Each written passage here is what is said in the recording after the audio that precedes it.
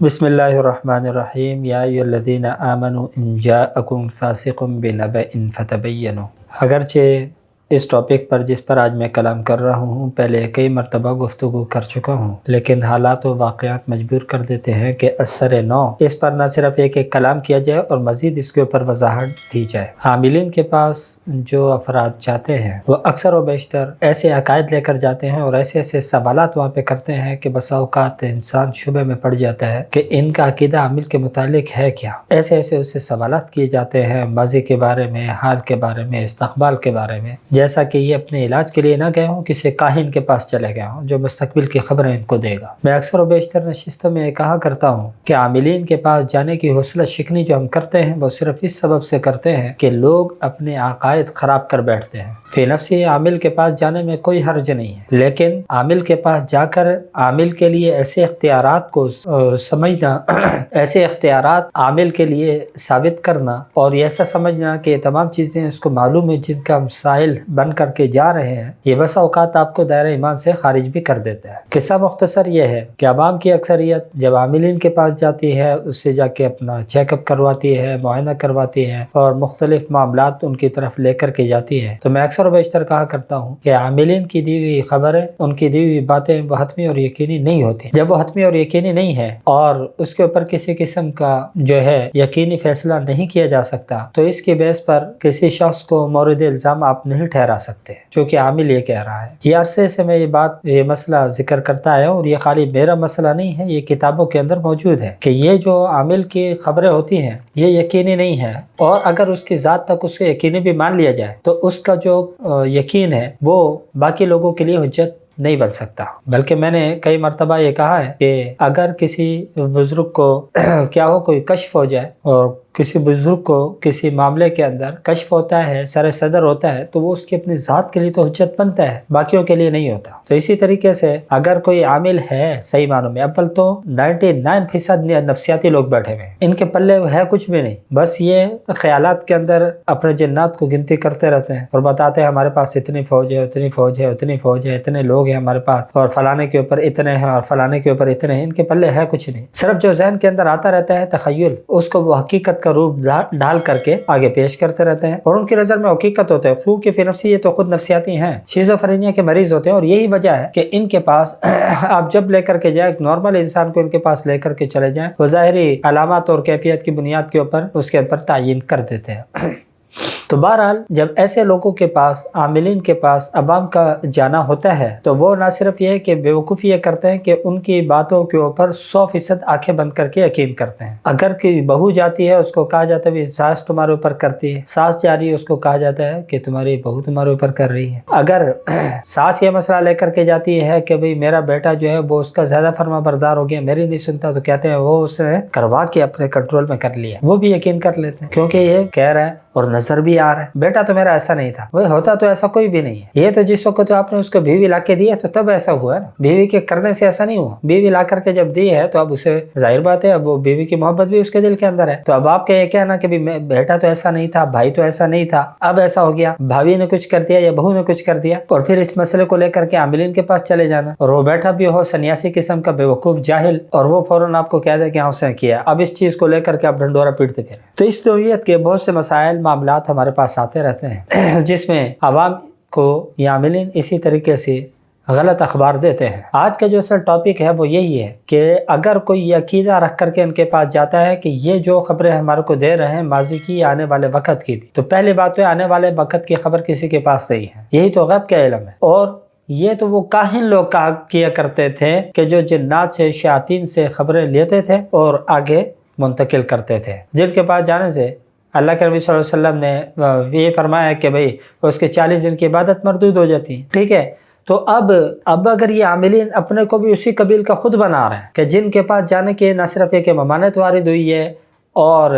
اس کے پاس جانے والے کے ایمان کا بھی خطرہ پڑ جائے، اب یہ عاملین اگر اپنے آپ کو خود اس قبیل کا بنا لیں تو اب اس میں ہم کیا کر سکتے ہیں؟ ہاں البتہ عوام کو ہم رہنمائی کرنا ضروری سمجھتے ہیں کہ خدا را ان سے اس قسم کے جو گزرے ہوئے واقعات کی بھی آپ خبریں لیتے ہیں اس کو حتمی اور یقینی نہ سمجھا کریں۔ اول تو ضرورت نہیں ہے، آپ کو جو تکلیف ہے آپ اس تکلیف کا اظہار اس کے سامنے جا کے کر دیں، ٹھیک ہے، اور اس کا حل وہ آپ سے اس سے مانگے، اگر اس کے پلے ہے تو وہ آپ کو دے دے۔ آپ کا اس کے پاس جانا. اور پھر ادھر مصیبت یہ ہے کہ عوام کے اندر جو ہے یہ پرابلم زیادہ ہے کہ جب یہ کسی عامل کے پاس چلے جاتے ہیں، اگر وہ ان کو کچھ بھی نہیں بتاتا اور بولے کہ بھئی یہ میں آپ کو لکھ کر کے دے رہا ہوں، یہ آپ کو پڑھنے کے لیے بتا رہا ہوں، تو یہ اس سے فوراً پوچھنا شروع ہو جاتے ہیں، نہیں بتایا تو صحیح ہمارے کو ہے کیا، یہ کسی نے کچھ کر دیا ہمارے ساتھ، یہ ہے وہ ہے فلانا ہے دھمکانا ہے. تو وہ جس وقت دیکھتا ہے کہ آدھا تو یہ پاگل ہے، آدھا بنانے کی ضرورت ہے اور میری جیب گرم ہو جائے گی، تو وہ آپ کو پورا پاگل بنا دیتا ہے. جب آپ اپنا ایک مائنڈ لے کر کے جائیں گے ہمارے اوپر کیا ہوا ہے کسی نے، وہ آپ کی باتوں سے اندازہ کر لیتا ہے کہ بھئی یہ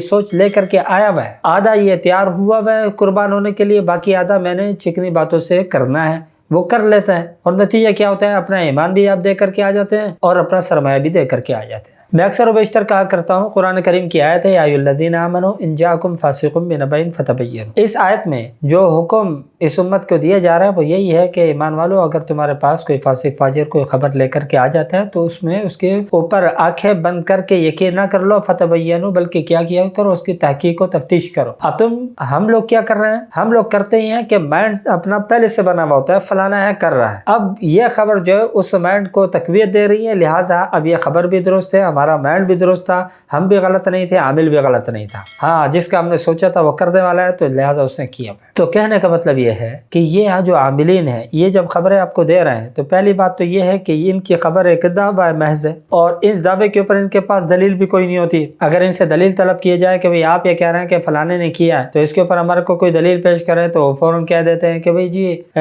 یہ تو ہمارے کو پتہ چلتا ہے، تمہارے کو پتہ چلنا یہ اس چیز کی دلیل نہیں ہے. اگر آپ کسی کو یہ کہہ رہے ہو نا کہ بھئی فلانے نے کیا اور ہمارے کو پتہ چلتا ہے، تو ساتھ میں ان کو یہ بھی کہہ دیا کرو کہ بھئی پہلی بات تو یہ ہے کہ یہ چیز بتائی نہیں جاتی اگر ہو بھی، لیکن دوسری بات ہے اگر آپ کو پتہ چل بھی گیا ہے، آپ ان کو بتانا نہیں چاہتے، تو پھر آپ ان سے یہ کہہ دیا کریں کہ بھئی یہ یقینی خبریں نہیں ہیں، اس کی بنیاد پر آپ کسی کو کروانے والا نہیں کہہ سکتے، تاکہ وہ پکا ذہن لے کر کے نہ جائیں. اول تو اس کی بھی ضرورت نہیں ہے، کیونکہ وہ تو آدھا ذہن ان کا پہلے سے بنا ہوا ہے، آپ نے تھوڑا سا مزید کہہ دینا ہے تو پھر ان کا ذہن تو پکا ہو جائے گا. نہیں، ہمارے کو پہلے ہی شبہ تھا، کہتے ہیں نا کہ ہمارے کو تو پہلے ہی شبہ تھا کہ وہ فلانا ہے ہی ایسا، یہ ہے وہ ہے فلانا ہے. اب آپ اس کو لاکھ مرتبہ بھی کہو کہ نہیں یہ پکی بات نہیں ہے، وہ بولیں گے نہیں پکی تو ہے، کیونکہ میرے ذہن میں پہلے سے یہ بات تھی، کیونکہ اس کا ریزن یہ ہے، اس نے یہ کیا تھا، وہ کیا تھا، ایسے کیا تھا ہمارے ساتھ، ویسے کیا تھا، لہٰذا وہ ہے. تو میرے بھائی کہنے کی بات یہ ہے، سمجھنے کی بات یہ ہے کہ جب اللہ تعالیٰ فرما رہا ہے کہ جب تمہارے پاس کوئی خبر لے کر کے آپ اس کی پہلے تحقیق و تفتیش کر لو، پھر اس کے بعد آپ اس کے اوپر اپنا ایک نظریہ قائم کر لو اور اپنا جو عملی قدم آپ نے اٹھانا ہے وہ اٹھاؤ. محض کسی کے کہنے کے اوپر آپ کسی کی ٹانگیں کھینچنے پہ لگے ہوئے، اور جب کہ کہنے والا خود بھی اگر نفسیاتی ہے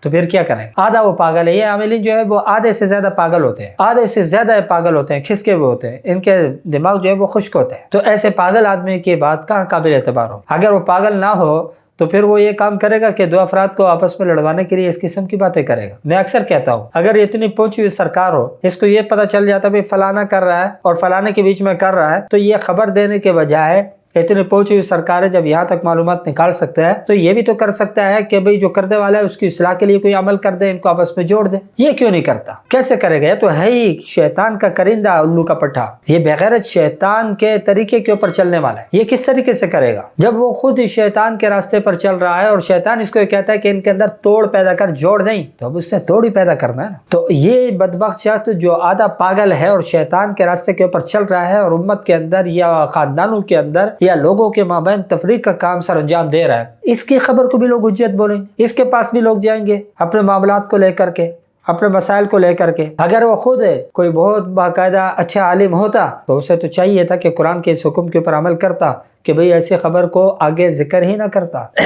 جو خبر اس کو موکلات کے ذریعے حاصل ہوئی. پہلی بات تو میں نے پہلے کہہ چکا ہوں، ان کے پلے موکلات وغیرہ ہوتے ہی کوئی نہیں ہے. اگر ان کے پلے موکلات ہوتے تو آج تک تو انہوں نے کیا کیا ہوتا کہ بھئی میری کم از کم ٹانگیں انہوں نے چھت سے لگائی ہوتی نا، کیونکہ میں ان کی ٹانگیں ہر وقت کھینچتا رہتا ہوں، تو میرے کو تو کوئی سبق دیا ہوتا ہے انہوں نے. بلکہ ایک پاگل نے ایک مرتبہ دعویٰ بھی کیا تھا، ایک پاگل جو عملیات کا دعوے دار تھا، اس نے ایک مرتبہ کہا بھی تھا اپنے ایک گرو اور اپنی طرح کا ایک اور بیوقوف جو اس نے استاد پکڑا ہوا تھا، وہ دونوں مل کر کے ساری رات جو ہے پتہ نہیں کیا کرتے رہے، اور صبح انہوں نے دعویٰ کر دیا کہ بھئی ہم نے اس مولوی صاحب کو خالی کر دیا ہے. بڑی عجیب بات ہے بھئی، انہوں نے ہمارے کو خالی کر دیا بیٹھے بٹھائے، ہمیں پتہ ہی نہ چلا. ٹھیک ہے. اور پھر بعد میں نئے سرے سے جب کسی نے ان سے کہا کہ بھئی وہ تو آج بھی یہ کام کر رہے ہیں اور دھڑلے سے کر رہے ہیں وہ کام، اور اسی طریقے سے کہتے ہیں ہاں وہ یہ کہ اس نے دوبارہ کر لیا ہوگا، دوبارہ سیکھ لیا ہوگا، یہ کر لیا ہوگا، وہ کر لیا ہوگا. تو بھئی ہے ہی تو پاگل. اتنے پاگل ہیں اور جن کو کہا جا رہے سمجھتے ہیں سارے ہی پاگل ہیں. جو ہم بولیں گے وہ سمجھ جائیں گے، وہ مان لیں گے. بھئی تمہارے پلے کچھ ہو تو تم کسی کا کچھ اکھیڑو، کسی کا کچھ جو ہے نا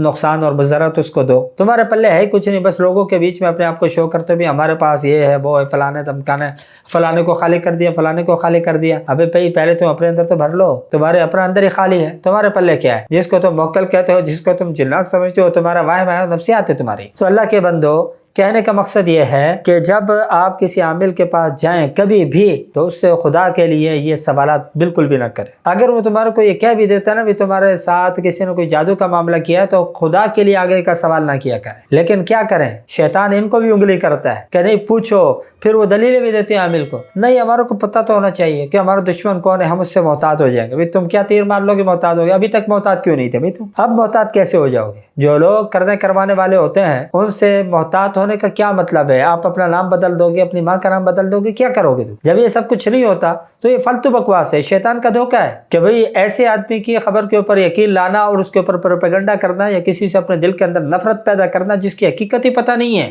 وہ کہتا ہے نہیں پورا پوچھو پتہ تو چلے تیرا دشمن ہے کون، تاکہ تو بھی تو دشمنی پالے اس کے ساتھ. اور جب ان دونوں کے بیچ میں دشمنی ہو جاتی ہے، شیطان اپنے مقصد میں کامیاب ہو جاتا ہے، عامل بھی اپنے مقصد میں کامیاب ہو جاتا ہے، کیونکہ اس کو شیطان کا تھوڑا مزید قرب مل جاتا ہے. کیونکہ رحمان والا کام تو نہیں کیا نا اس نے. دو افراد کے درمیان میں دشمنی پیدا کر کے، دو کے مابین عداوت پیدا کر کے اس نے کیا کی ہے؟ شیطانی کی خدمت کی ہے نا. اور بیٹھے ہوئے ہوتے ہیں، کہتے ہیں کہ بھی جو ہم عوام کی خدمت کر رہے ہیں، فی سبیل اللہ کر رہے ہیں، ایسی خدمت سے بھئی اللہ کی پناہ نہ کرو. بھئی ایسی خدمت کہ لوگوں کے گھروں میں آگ نہیں لگاؤ، لوگوں کے خاندانوں کو مت توڑو، لوگوں کے اندر دوریاں پیدا نہ کرو، لوگوں کو جوڑو. دین ہمارے کو جوڑ پیدا کرنے کا حکم دیتا ہے، نہ کہ توڑ. بشرو ولا تنفرو، خوشخبریاں دو لوگوں کو، منافرتیں نہیں پھیلاؤ. تمہارا کیا کام ہے کہ اگر کسی نے کسی کے ساتھ کوئی زیادتی کی بھی ہو، پس پردہ اس کو سمجھاؤ کہ بھئی آپ نے یہ کیا ہے، یہ کام نہ کریں، خدا کے لیے نہ کریں. اور اگر کوئی طاقت اللہ تعالیٰ نے واقعتاً آپ کو دی ہوئی ہے تو اس سے اپنی اس طاقت کو، عملیات کو استعمال میں لائیں تاکہ اس کے دل میں جو برے جذبات ہیں دوسروں کے لیے وہ ختم کریں. آپ یہ کام کریں، جوڑنا آپ کا کام ہے، باہمی توڑ پیدا کرنا نہیں. توڑ پیدا کرتے ہیں، پھر اس بنیاد کے اوپر ایک وقت آتا ہے خود ٹوٹ جاتے ہیں، لوگ تنے تنا بیٹھے ہوئے ہوتے ہیں. اور اللہ ایسے ہی کرتا ہے. لوگوں کے گھر اجاڑنے والے وہ کبھی آباد نہیں ہو سکتے،